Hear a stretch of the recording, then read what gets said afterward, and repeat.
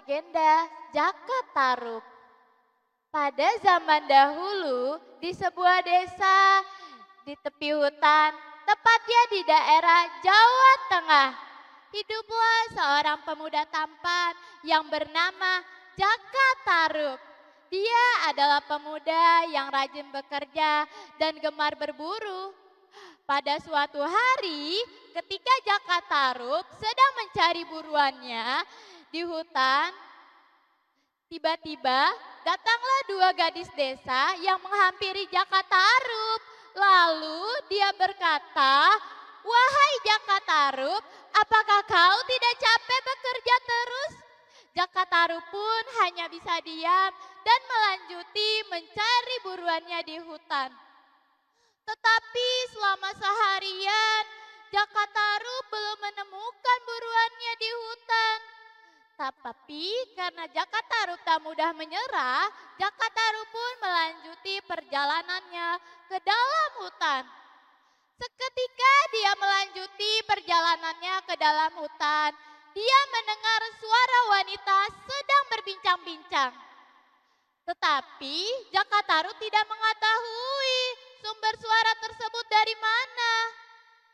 Karena sumber suara tersebut sambil diadu dengan air yang gemericik. Jaka Tarub pun timbul rasa penasaran dan ingin tahu sumber suara itu di mana ya. Akhirnya Jaka Tarub pun mencari sumber suara tersebut. Dia pun mencari sumber suara tersebut ke arah telaga. Dan terkejut ya ketika mengetahui sumber suara tersebut yang dia cari adalah sosok 7 bidadari yang sangat cantik. Tetapi Jaka Tarub tidak mengetahui bahwasannya wanita itu adalah bidadari yang sedang mandi di telaga. Jaka Tarub pun menimbulkan ide yang nakal. Dia pun selalu berpikir bagaimana caranya dia bisa menjadikan salah satu bidadari itu menjadi istrinya. Akhirnya Jaka Tarub pun ingin mengambil selendang milik salah satu bidadari tersebut. Dan Jaka Tarub pun mengambil selendang yang berwarna merah. Jaka Tarub pun akhirnya kembali mengumpat selendang itu yang mempunyai bernama Nawang Wulan. Menjelang sore hari, matahari pun sudah mulai tenggelam. Sang bidadari itu pun akhirnya selesai mandi di telaga. Mereka pun harus kembali ke kayangan. Tetapi ada salah satu bidadari yang tak bisa pulang, yaitu Nawang Wulan. Karena selendang milik Nawang Wulan tidak ada.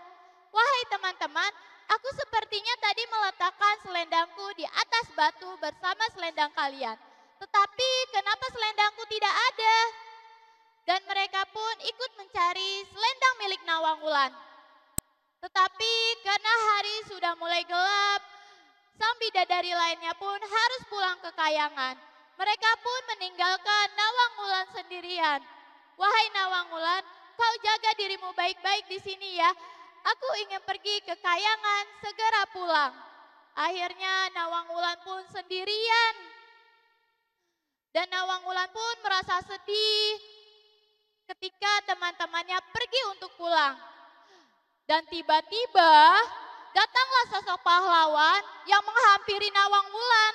Sosok pahlawan itu adalah Jaka Tarub sendiri. Jaka Tarub pun menawarkan jasanya kepada Nawang Wulan. "Hai Nona, apa yang sedang kau lakukan di sini?" "Hai pemuda, perkenalkan namaku Nawang Wulan. Aku sedang mencari selendangku yang hilang, tetapi aku tidak bisa pulang."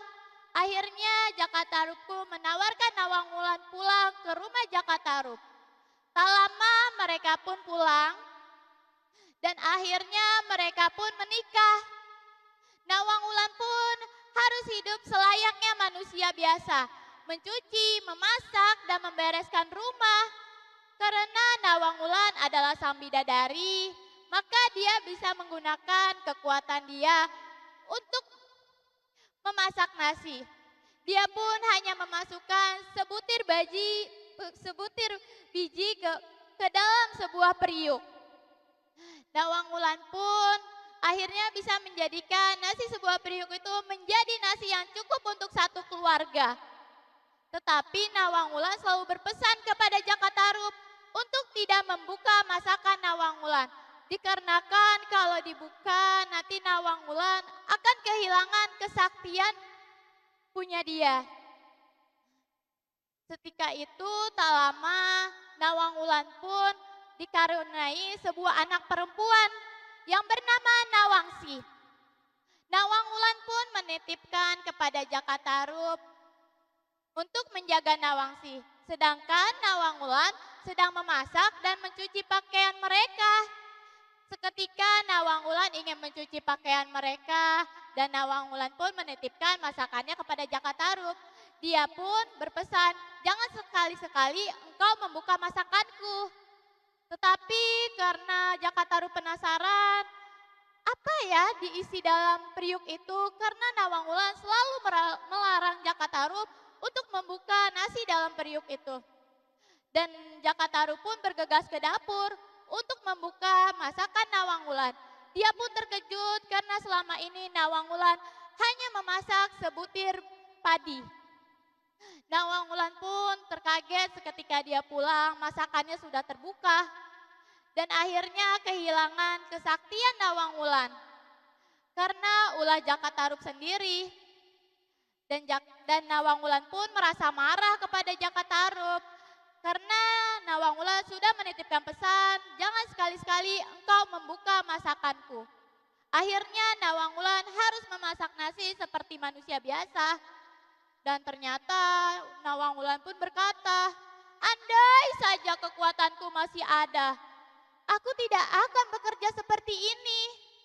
Nawang Wulan pun merasa kesal sama Jakatarup. Semakin hari, padi di Lumbu pun semakin habis. Karena tanpa kesaktian Nawang Wulan, padi tidak akan berjalan. Nawang Wulan pun akhirnya mengambil sisa-sisa padi yang ada di Lumbu. Dan ternyata seketika Nawang Wulan ingin mengambil padi tersebut, dia melihat salah satu benda yang hilang milik dia. Benda itu adalah selendang milik Nawang Wulan. Nawang Wulan pun merasa kesal sama Jakatarup. Kenapa Jakatarup suaminya ini membohongi Nawang Wulan? Padahal Nawang Wulan selalu mempercayai Jakatarup. Akhirnya Nawang Wulan pun bergegas kepada Jakatarup karena dia merasa marah. Nawang Wulan pun berkata, wahai suamiku, kenapa engkau membohongiku? Aku selama ini selalu percaya kepadamu. Jakatarup pun berkata, dia hanya ingin milikin salah satu bidadari yang ada di telaga itu. Dan akhirnya Nawang Wulan pun meninggalkan suami dan anaknya. Jakatarup pun berkata, bagaimana dengan Nawangsi Nawang Wulan? Nawang Wulan pun berkata, Nawangsi tetaplah putriku Jakatarup. Aku akan tetap menemui dia sesekali untuk menyusuinya. Jakatarup pun merasa menyesal atas perbuatan dia sendiri. Jadi teman-teman, selesai ya ceritanya. Pesan moral yang kita akan dapat dari cerita Nawang Wulan, jadi cerita Jakatarup dan Nawang Wulan adalah janganlah sesekali kalian berbohong kepada orang lain ataupun kepada pasangan kalian. Sebesar apapun kebohongan kalian akan terungkap cepat atau lamanya. Lebih baik kalian jujur ya dari awal. Terima kasih teman-teman yang sudah mendengarkan dongeng saya.